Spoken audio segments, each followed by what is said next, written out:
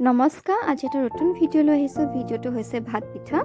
তো ভাত পিঠা পিঠাগুড়িৰ পৰা বনোৱা হয়। পিঠাগুড়ি কেনেকৈ কৰা হয় আপোনালোকে সকলোৱে জানে। এয়া হৈছে পিঠাগুড়ি। তাৰপিছত এই পিঠাগুড়িখিনি পানী দি পেলাই আটা মুঠা নিচিনাকৈ মুঠিব পাৰে বা হেতায়ো কৰিব পাৰে।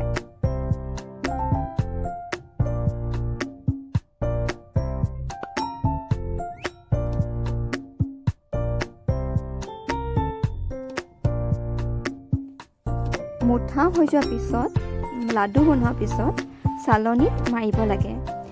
আৰু চালনীত মৰাৰ আগতে আমি কেৰাহীত পানী গৰম কৰি ল'ব লাগিব, উতলাই ল'ব লাগিব। উতলাই পেলাই লাডুখিনি চালনীত মাৰি দিব লাগিব। আপোনালোকক দেখুৱাই আছোঁ। তাৰপিছত এইটো এনেকুৱা হৈ যায় পিঠাটো মানে।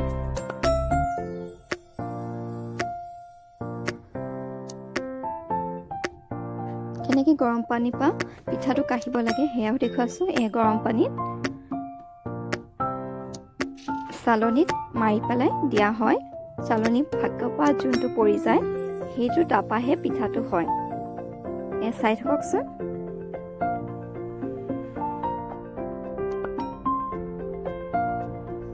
সেয়া এনেকৈ ল'ব লাগিব। তাৰপিছত চালনীত মাৰিব লাগিব। চাই থাকক। আৰু চালনীত মাৰা যোনবোৰ তলত পৰিব তাৰপৰাহে পিঠাটো হয়।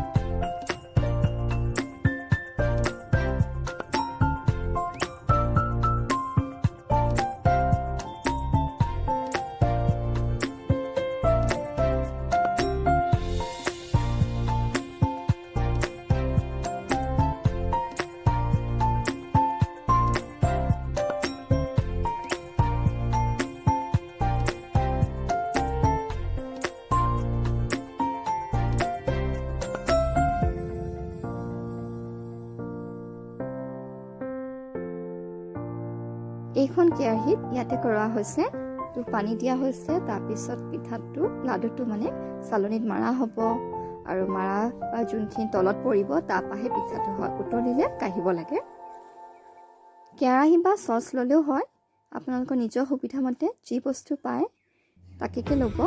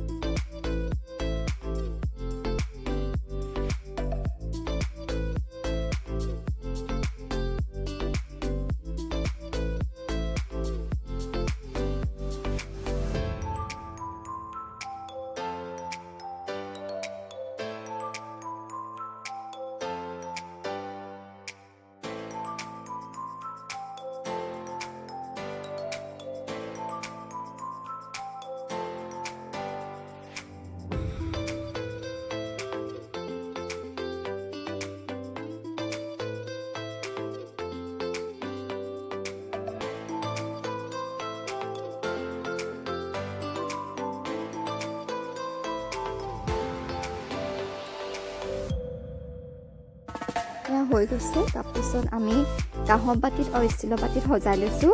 তাত দিছোঁ ক্ৰীম দিছোঁ আৰু চেনি দিছোঁ। বহুত মজা হৈছিল খাবলৈ।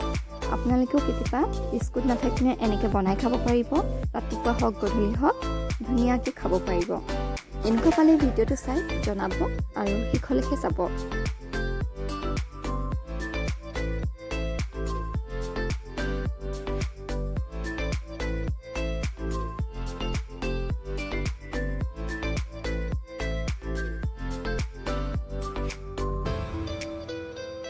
আমাৰ ভাগিনজনী একেবাৰে শেষলৈকে খালে।